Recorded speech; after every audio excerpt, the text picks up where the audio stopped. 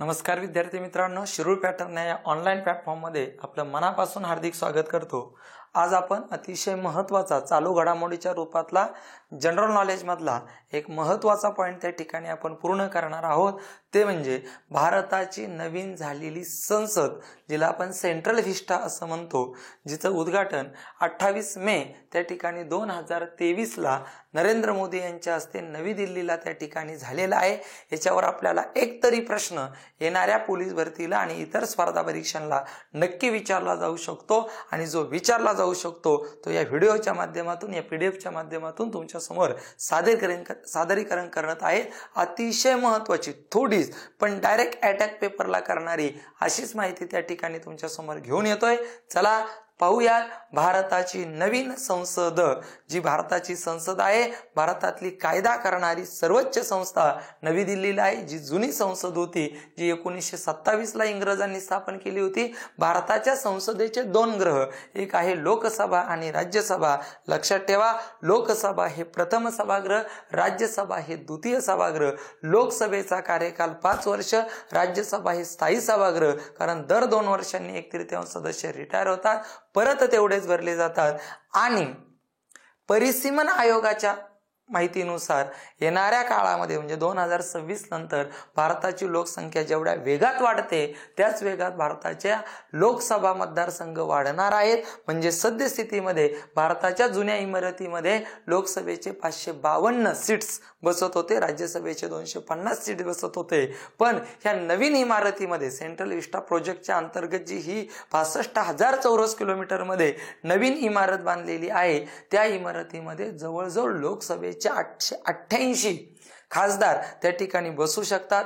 राज्यसभेचे 374, असे जवळजवळ 1272-74 पर्यंत खासदार त्या ठिकाणी या इमारतीमध्ये त्या ठिकाणी बसू शकतात। अशी महत्त्वाची आणि भारताच्या वैभवामध्ये अजूक वैभव टाकणारी ही महत्त्वाची इमारत, त्या इमारतीची माहिती पाहतोय। भारतीय संविधान कलम 79 नुसार भारतासाठी एक कायदा करणारी सर्वोच्च संस्था देण्यात आलेली आहे, तिचं नाव भारताची संसद आहे। आणि या संसद नवीन इमारतीत त्या ठिकाणी गेलेली आहे, आणि त्या इमारतीचं नाव सेंट्रल व्हिस्टा, जिचं क्षेत्रफळ 65,000 चौरस मीटर मध्ये ती इमारत त्या ठिकाणी उभी केलेली आहे।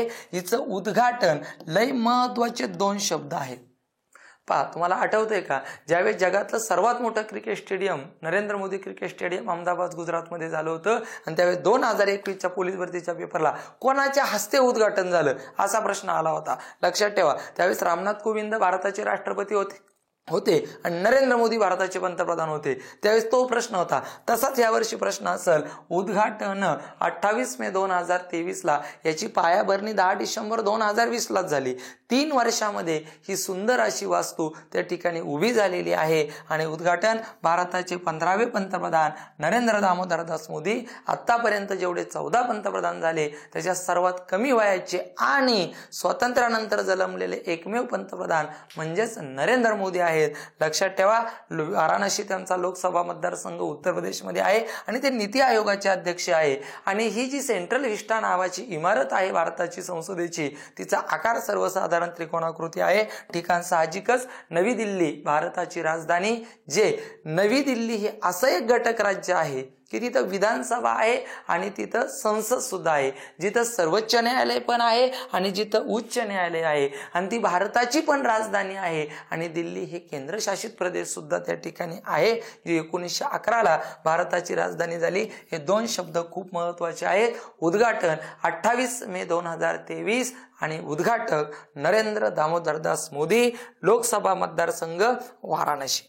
आणि त्यानंतर सगळ्यात महत्त्वाचं, ही इमारत का गरजेची ठरली? पायाभरणी मी मगाशी कसं सांगितलं, 10 डिसेंबर 2022 ला हिची पायाभरणी आहे।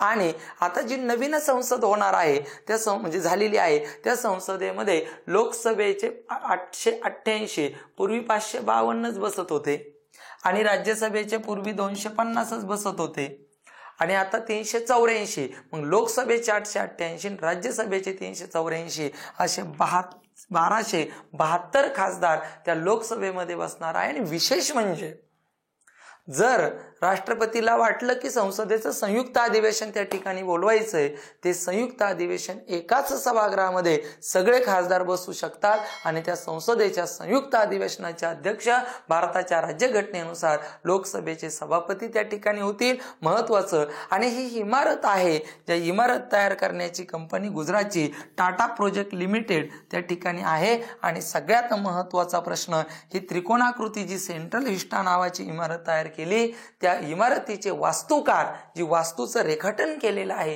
या विमल पटेल या व्यक्तीने त्या ठिकाणी केलंय. हा प्रश्न खूप महत्वाचा आहे. लोकसभेचे 888, राज्यसभेचे 384 मिळून 1272. नवीन याच्यात, जुन्या याच्यामध्ये किती होते पहा, या ठिकाणी जुन्या याच्यामध्ये 802च खासदार बसत होते, 552 लोकसभेचे आणि 250 राज्यसभेचे. आता लोकसभेचे 888 आणि राज्यसभेचे 384 मिळून 1272 खासदार त्या ठिकाणी बसणार आहेत. आणि हे ज्या वेळेस या 28 मे 2023ला या नवीन इमारतीचं नरेंद्र मोदी यांच्या हस्ते उद्घाटन झालं, त्यावेळेस 75 रुपयाचं नाणं त्या ठिकाणी उद्घाटित केलेलं आहे. म्हणजे या नाण्याचं त्या ठिकाणी 2023ला, आणि त्या नाण्यावर त्या ठिकाणी सगळ्यात महत्वाची भारताची जी नवीन इमारत आहे त्या इमारतीचं चित्र, सेंट्रल विस्टाचं चित्र देण्यात आलंय. साहजिकच प्रश्न येऊ शकतो, खालीलपैकी कोणत्या नाण्यावर भारताच्या नवीन संसदेच्या इमारतीचं चित्र आहे, तर 75 रुपये, 50 रुपये, 100 रुपये असे पर्याय असतील. त्यावेळेस 75 रुपये संसदेसाठी, मी मगाशी कसं सांगितलं, 79 कलमामध्ये भारतासाठी एक संसद असावी, 80 नुसार राज्यसभा, 81 नुसार लोकसभा त्या ठिकाणी आहे. आपण राज्यघटनेमध्ये त्याची सविस्तर माहिती पाहिलेली आहे. आणि ज्यावेळेस 1952ला पहिली लोकसभा अस्तित्वात आली, ज्यावेळेस 1952ला स्वातंत्र्यानंतरच्या पहिल्या त्या ठिकाणी निवडणुका पार पडल्या आणि पंडित जवाहरलाल नेहरू भारताचे पंतप्रधान झाले, त्यावेळेस त्यांनी भारताच्या संसदेमध्ये, लोकसभेमध्ये सोंगल, ज्याला आपण त्या ठिकाणी सोंगल असा शब्द आहे, सोंगल ज्याला आपण राजदंड म्हणतो, चोल राज्य घराण्यातील तो त्या ठिकाणी आहे, तो त्या ठिकाणी ठेवला होता. आणि त्याचं विधिवत पूजा करून नरेंद्र मोदींनी तो परत लोकसभेच्या, जिथं अध्यक्ष, सभापती, स्पीकर बसले जातात, सध्या ओम बिर्ला आहेत, पहिले गवा माळवणकर होते, पहिल्या महिला सुमित्रा महाजन, मीरा कुमार बिनूर निवडून आलेल्या होत्या, दुसऱ्या महिला सुमित्रा महाजन होत्या, सध्याचे ओम बिर्ला आहेत, त्यांच्या शेजारी तो हा दंड, राजदंड ज्याला आपण पोंगल म्हणू, तो त्या ठिकाणी ठेवण्यात आलेला आहे. आणि तो चोल घराण्यात काळातील त्या ठिकाणी आहे. आणि नवीन संसद निर्माण करण्यासाठी योजना होती सेंट्रल विस्टा पुनर्विकास योजनाच्या अंतर्गत या नवीन इमारतीचं काम त्या ठिकाणी 65,000 चौरस मीटरच्या दरम्यान त्या ठिकाणी झालंय. याची पायाभरणी 10 डिसेंबर 2020ला त्या ठिकाणी झाली होती.